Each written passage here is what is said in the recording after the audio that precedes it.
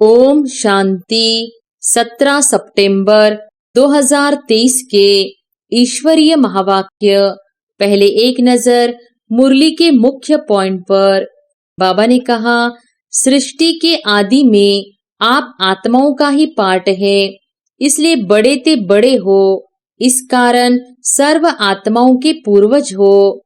ऊंच ते ऊंच बाप की पहली रचना आप ब्राह्मण आत्माएं हो, तो जैसे ऊंचे ते ऊंचा भगवन है, वैसे बड़े ते बड़े पूर्वज आप हो। जो भी बाप के बच्चे हो, माया से बचे हुए हो। बच्चे का अर्थ ही है बाप का बनना, अर्थात बच्चे बनना। तो माया से बचे हुए बाप के बच्चे बनते हैं। संगम का 1 सेकंड व्यर्थ जाना अर्थात 1 वर्ष गवाना है, सेकंड नहीं। आप सोचो संगम युग कितना छोटा है। माया के पास भी ये फसाने के फेस बहुत है। उसके पास अच्छा बड़ा दुकान है, जिस समय जो रूप धारण करना चाहे उस समय कर लेती है। जिसने चारों ही सब्जेक्ट में अच्छे मार्क्स नंबर लिए हैं, आदि से अंत तक अच्छे नंबर से पास हुए हैं, उसी को ही पास विद ऑनर कहा जाता है। प्रैक्टिकल धारणा में जैसा समय है वैसा अपने को मोल्ड करना, वो है रियल गोल्ड। बच्चे क्या कहते हैं कि क्या हर बात में हर समय हमको ही मरना है क्या? मरने के लिए हम हैं और मौज मनाने के लिए ये है। सदा ही मरना है, ये मरना तो बहुत मुश्किल है। और फिर बाबा ने कहा, लेकिन ये मरना मरना नहीं है, ये मरना सदा के लिए जीना है। लोग कहते हैं ना कि बिना मरे स्वर्ग नहीं मिलेगा, तो उस मरने से तो स्वर्ग मिलता नहीं, लेकिन इस मरने से स्वर्ग का अधिकार जरूर मिलेगा। मरना बड़ी बात नहीं है, लेकिन आपका डर बड़ी बात बना देता है। फिर कहते हैं, पता नहीं हमको क्या होता है। हिम्मत से मरजीवा बनने में भय नहीं किया, खुशी खुशी से किया। ऐसे खुशी खुशी से परिवर्तन करना है। वास्तव में ये मरना नहीं है, लेकिन अपने धारणा की सब्जेक्ट में नंबर लेना है। सहन करने में घबराओ मत। बाप की आज्ञा है सहनशील बनो, तो बाप की आज्ञा मानते हो तो परमात्मा की आज्ञा मानना ये खुशी की बात है ना। मजबूरी से सहन करना और मोहब्बत में सहन करना, इसमें अंतर है। यह मरना नहीं है, अधिकार पाना है। तो क्या करेंगे? मरेंगे। यह मरना शब्द खत्म कर दो। तो ये शब्द परिवर्तन करो। ऐसे ऐसे बोल नहीं बोलो, शुद्ध भाषा बोलो। ब्राह्मणों की डिक्शनरी में यह शब्द है ही नहीं। मजाक करो, लेकिन ज्ञान युक्त, योग युक्त। बाकी व्यर्थ मजाक, जिसको आप मजाक समझते हो, लेकिन दूसरे की स्थिति डगमग हो जाती है, तो वह मजाक हुआ या दुख देना हुआ। और फिर लास्ट में बाबा ने कहा, इच्छा अपने तरफ आकर्षित कर रुलाने वाली है, और इच्छा को छोड़ दो तो इच्छा आपके पीछे पीछे आएगी। हद की इच्छाओं के पीछे भागना ऐसे ही समझो जैसे मृग तृष्णा है। इससे सदा ही बचकर रहो। छोटा रहना कोई खराब बात नहीं है। छोटे सुभान अल्लाह है।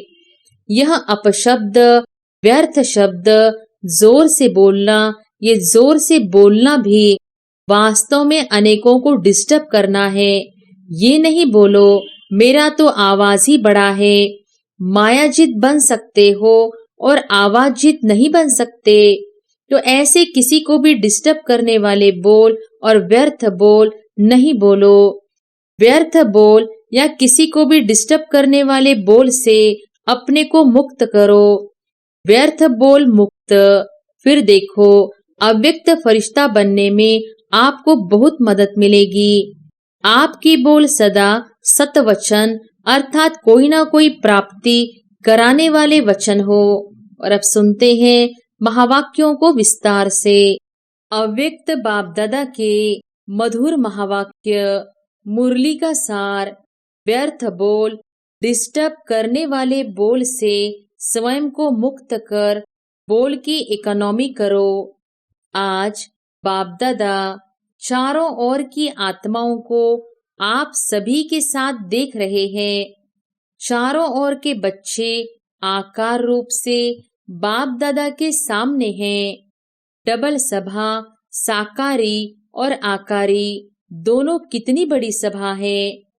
बाप दादा दोनों सभा के बच्चों को देख हर्षित हो रहे हैं, क्योंकि बाप दादा हर बच्चे को विशेष 2 रूपों से देख रहे हैं। एक, हर एक बच्चा इस सर्व मनुष्य आत्माओं के पूर्वज सारे वृक्ष का फाउंडेशन है, क्योंकि जड़ से सारा वृक्ष निकलता है। और दूसरे रूप में पूर्वज बड़े को भी कहते हैं। तो सृष्टि के आदि में आप आत्माओं का ही पार्ट है, इसलिए बड़े ते बड़े हो। इस कारण सर्व आत्माओं के पूर्वज हो।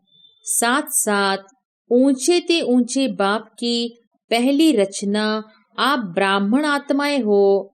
तो जैसे ऊंचे ते ऊंचा भगवान है, वैसे बड़े ते बड़े पूर्वज आप हो। तो इतने सारे पूर्वज बच्चों को देख बाप हर्षित होते हैं। आप भी हर्षित होते हो कि हम पूर्वज हैं। उसी निश्चय और नशे में रहते हो। तो बाप दादा आप पूर्वजों की सभा देख रहे हैं। आप सभी जो भी बाप के बच्चे हो, माया से बचे हुए हो। बच्चे का अर्थ ही है बाप का बनना, अर्थात बच्चे बनना। तो माया से बचे हुए बाप के बच्चे बनते हो। आप सभी माया से बचे हुए हो ना, कि कभी चक्कर में आ जाते हो। कहते हैं ना, ऐसा भी चक्रव्यूह होता है जो बहुत तरीके से निकलना होता है। तो कोई भी माया के चक्रव्यूह में फंसने वाले तो नहीं हो। क्या कोई चक्कर है? बचे हुए हो? हाँ जी। ऐसे नहीं करना कि यहाँ हाँ जी करके जाओ और वहां जाकर कहो ना जी। जब एक बार चक्कर से निकलने का रास्ता या विधि आ गई, तो फिर फंसने की तो बात ही नहीं है। माया को भी अच्छी तरह से जान गए हो ना, कि कभी अनजान बन जाते हो। फिर कहते हैं हमको तो पता ही नहीं पड़ा कि ये माया है। क्योंकि जैसे आजकल का फैशन है, भिन्न भिन्न फेस बहुत पहन लेते हैं। अभी अभी क्या बनेंगे, अभी अभी क्या बनेंगे। तो माया के पास भी ये फसाने के फेस बहुत है। उसके पास अच्छा बड़ा दुकान है। जिस समय जो रूप धारण करना चाहे उस समय कर लेती है। और अगर जाने अनजाने फंस गए तो निकलने में बहुत टाइम लगता है। और संगम का 1 सेकंड व्यर्थ जाना अर्थात 1 वर्ष गवाना है, सेकंड नहीं। आप सोचो संगम युग कितना छोटा है। अभी तो डायमंड जुबली मना रहे हो, और इस थोड़े से समय में जो बनना है, जो जमा करना है, वो अभी बन सकते हैं। तो बाप दादा देख रहे थे कि बनने का समय कितना थोड़ा है, और बनते हो सारा कल्प।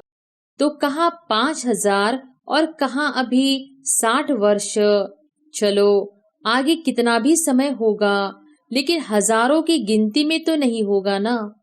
तो इस थोड़े से समय में राज्य अधिकारी बनने व रॉयल फैमिली में आने के लिए क्या करना होगा।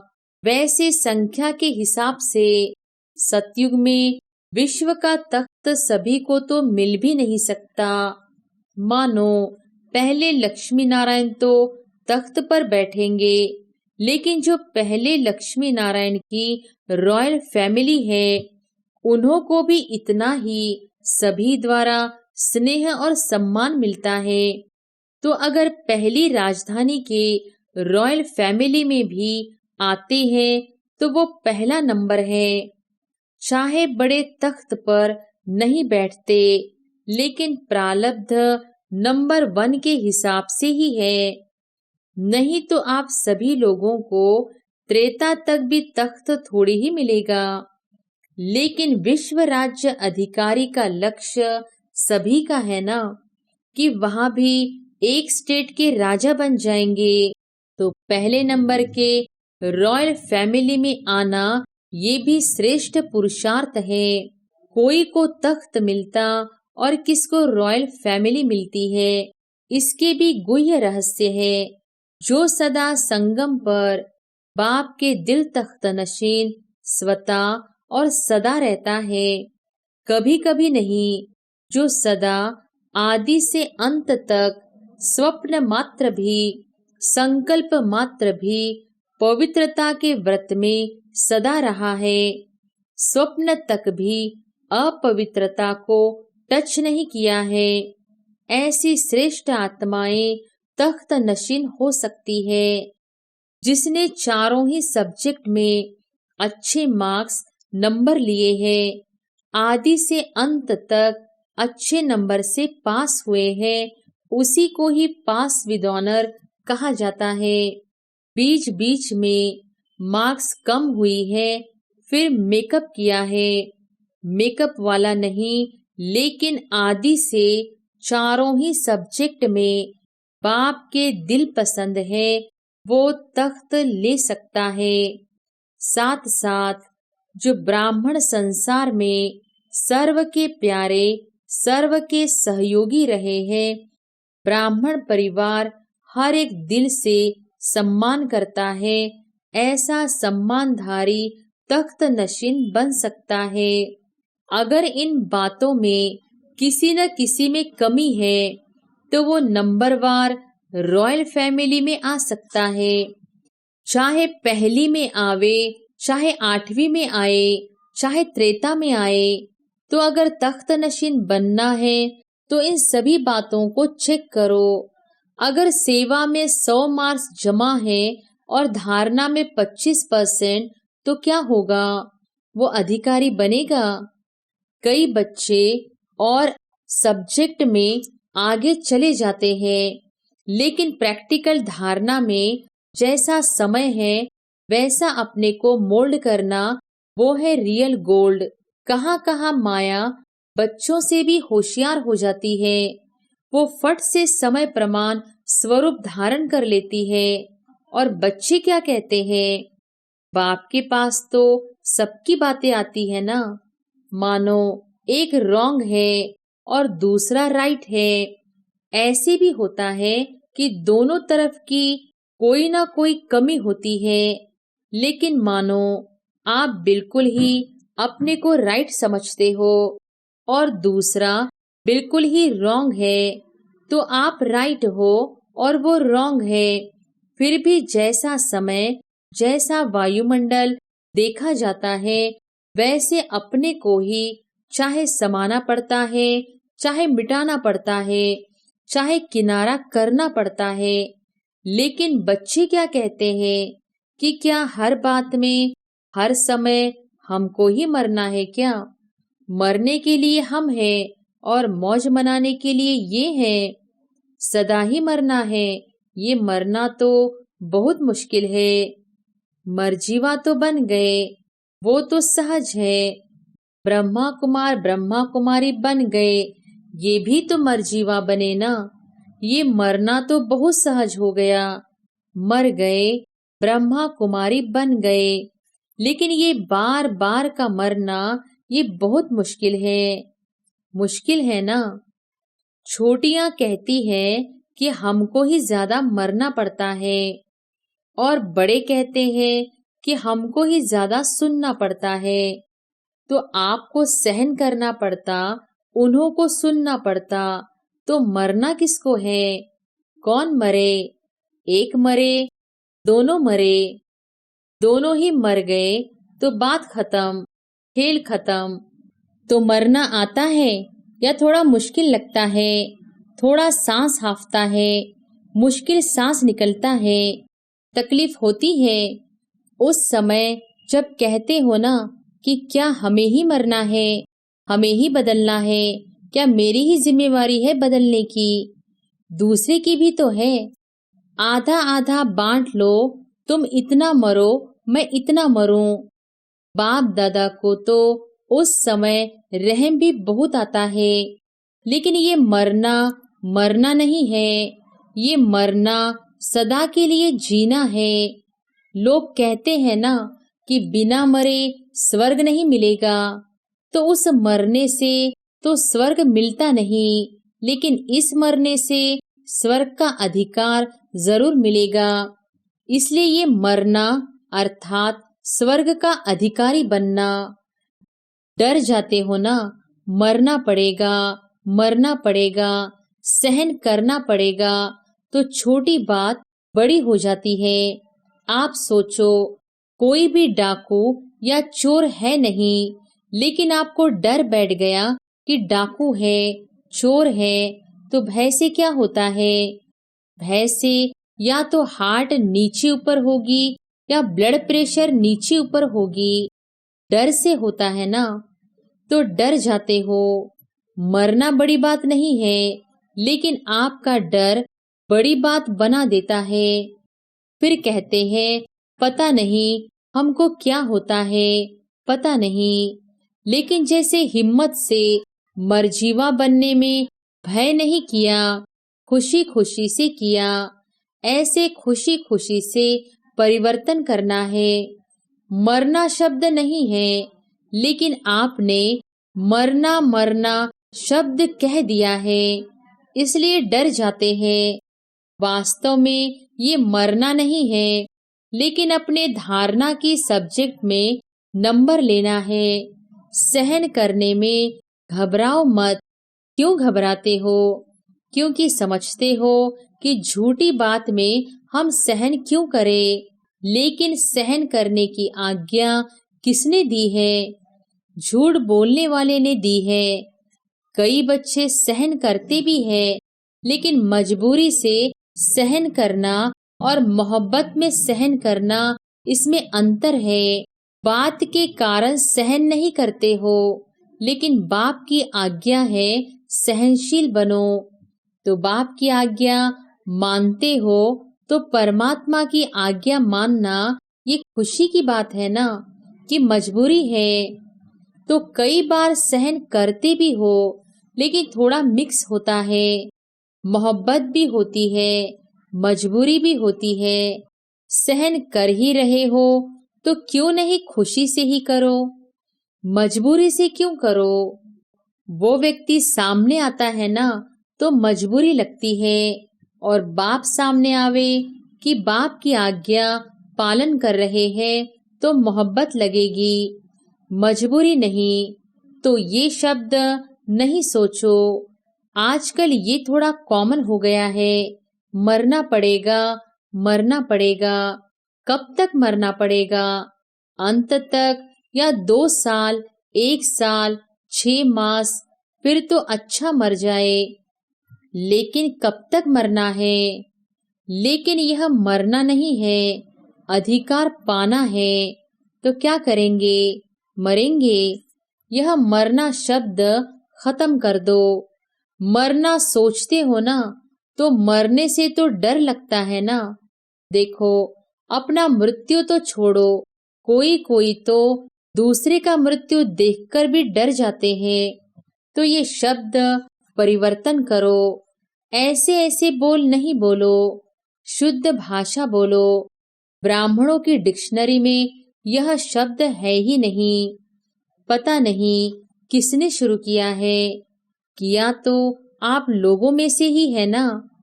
आप माना जो सामने बैठे हैं, वह नहीं, ब्राह्मणों ने ही किया है। बाप दादा ने ये तो एक मिसाल सुनाया, लेकिन सारे दिन में ऐसे व्यर्थ बोल या मजाक के बोल बहुत बोलते हैं। अच्छे शब्द नहीं बोलेंगे, लेकिन कहेंगे मेरा भाव नहीं था, यह तो मजाक में कह दिया। तो ऐसा मजाक क्या ब्राह्मण जीवन में आपके नियमों में है? लिखा हुआ तो नहीं है। कभी पढ़ा है कि मजाक कर सकते हैं? मजाक करो, लेकिन ज्ञान युक्त, योग युक्त। बाकी व्यर्थ मजाक, जिसको आप मजाक समझते हो लेकिन दूसरे की स्थिति डगमग हो जाती है, तो वह मजाक हुआ या दुख देना हुआ। तो आज बाप दादा ने देखा कि एक तो सभी पूर्वज हैं और दूसरा सबसे बड़े ते बड़े पूज्य आत्माएं भी आप हो। आप जैसी पूजा सारे कल्प में किसकी नहीं होती। तो पूर्वज भी हो और पूज्य भी, लेकिन पूज्य भी नंबरवार है। जो भी ब्राह्मण बनते हैं उनकी पूजा होती जरूर है, लेकिन किसकी विधि पूर्वक होती है और किसकी काम चलाओ होती है। तो जो ब्राह्मण यहाँ भी योग में बैठते हैं लेकिन काम चलाओ, कुछ नींद किया, कुछ योग किया, कुछ व्यर्थ सोचा और कुछ शुभ सोचा, तो यह काम चलाओ हुआ ना। सफेद बत्ती जल गई, काम पूरा हो गया। ऐसे धारणा में भी काम चलाओ बहुत होते हैं। कोई भी सरकमंटाश आएगा तो कहेंगे अभी तो ऐसे करके चलाओ, पीछे देखा जाएगा। तो ऐसों की पूजा काम चलाओ होती है। देखो, लाखों सालिग्राम बनाते हैं, लेकिन क्या होता है? विधि पूर्वक पूजा होती है, काम चलाओ होती है ना। पाइप से नहला दिया और तिलक भी कटोरी भर के पंडित लोग ऐसे ऐसे कर देते हैं, छिड़क देते हैं। तिलक लग गया तो ये क्या हुआ? काम चलाओ हुआ ना। पूज्य सभी बनते हो, लेकिन कैसे पूज्य बनते हो वो नंबरवार है। किसकी हर कर्म की पूजा होती है। दातून दत्तून का भी दर्शन होता है। दातून हो रहा है, मथुरा में जाओ तो दातून का भी दर्शन कराते हैं।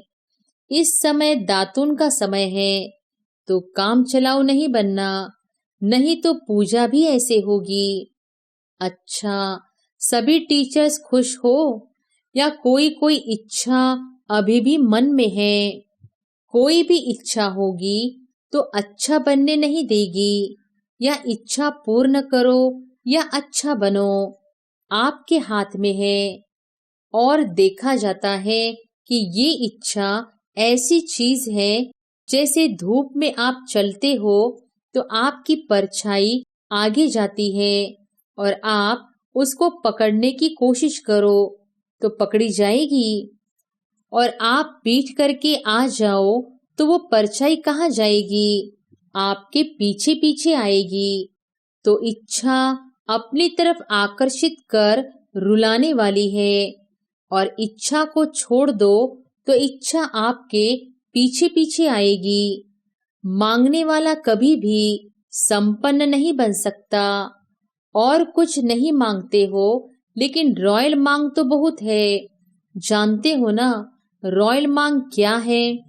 अल्पकाल का कुछ नाम मिल जाए, कुछ शान मिल जाए, कभी हमारा भी नाम विशेष आत्माओं में आ जाए, हम भी बड़े भाइयों में गिने जाए, हम भी बड़ी बहनों में गिने जाए।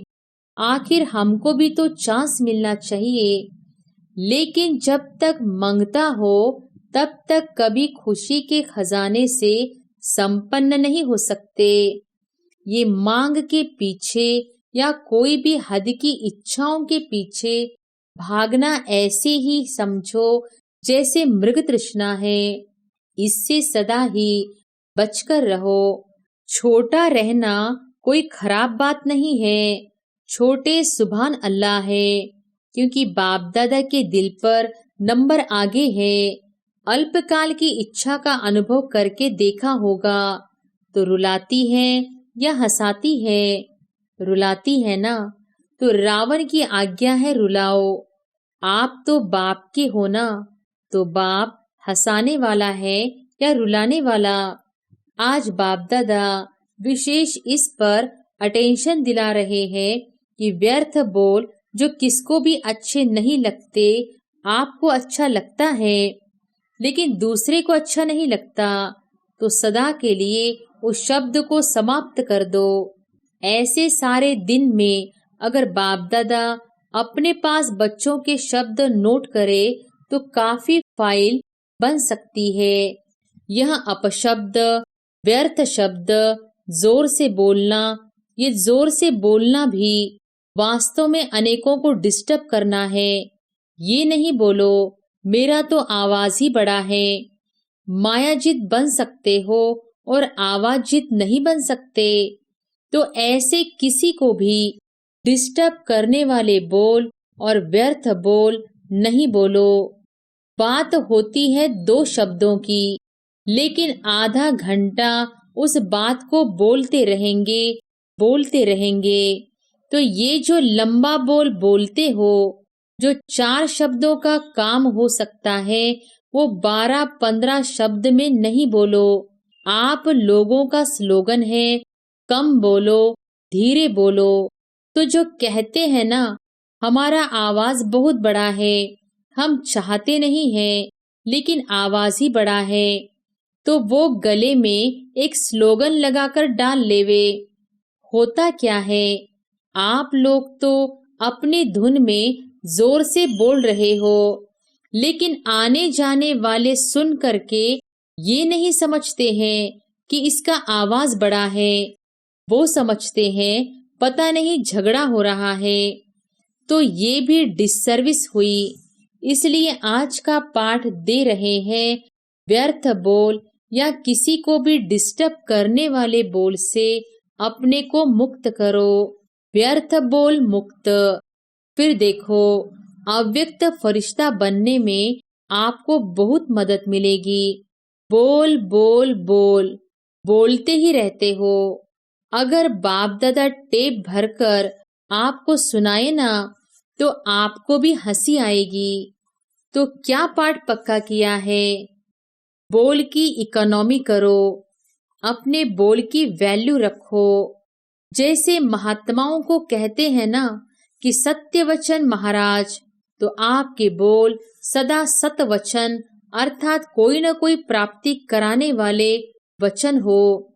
किसको चलते चलते हंसी में कह देते हो, ये तो पागल है, ये तो बेसमझ है। ऐसे कई शब्द बाप दादा अभी भूल गए हैं, लेकिन सुनते हैं। तो ब्राह्मणों के मुख से ऐसे शब्द निकलना, ये मानो आप सतवचन महाराज वाले किसी को श्राप देते हो। किसको श्रापित नहीं करो, सुख दो।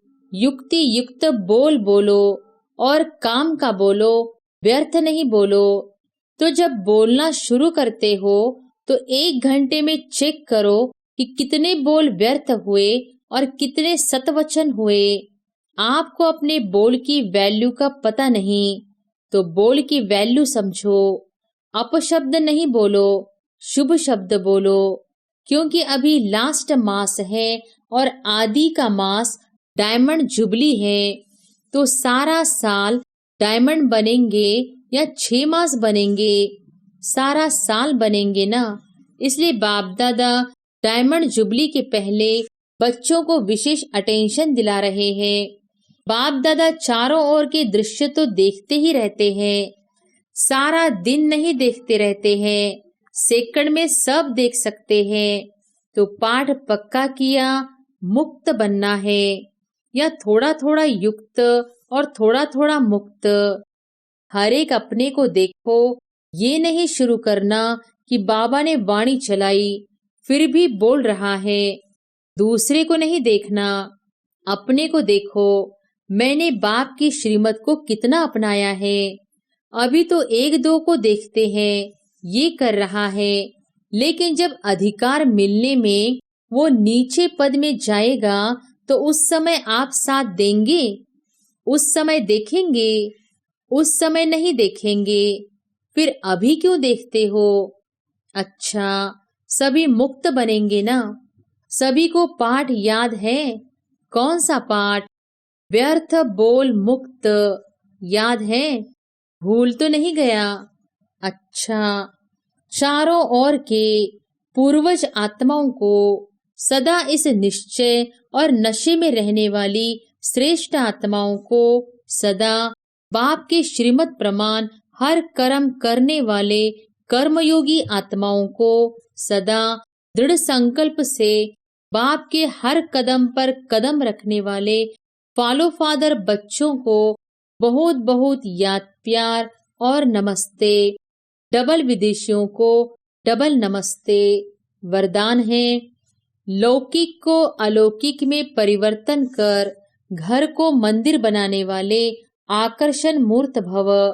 लौकिक को अलौकिक में परिवर्तन कर घर को मंदिर बनाने वाले आकर्षण मूर्त भव। प्रवृत्ति में रहते घर के वायुमंडल को ऐसा बनाओ जिसमें कोई भी लौकिकता न हो। कोई भी आए तो अनुभव करे कि यह अलौकिक है, लौकिक नहीं। यह साधारण घर नहीं लेकिन मंदिर है। यह है पवित्र प्रवृत्ति वालों की सेवा। सेवा का प्रत्यक्ष स्वरूप स्थान की सेवा करे, वायुमंडल भी सेवा करे। जैसे मंदिर का वायुमंडल सबको आकर्षित करता है, ऐसे आपके घर से पवित्रता की खुशबू आए तो यह खुशबू स्वतः चारों ओर फैलेगी और सबको आकर्षित करेगी।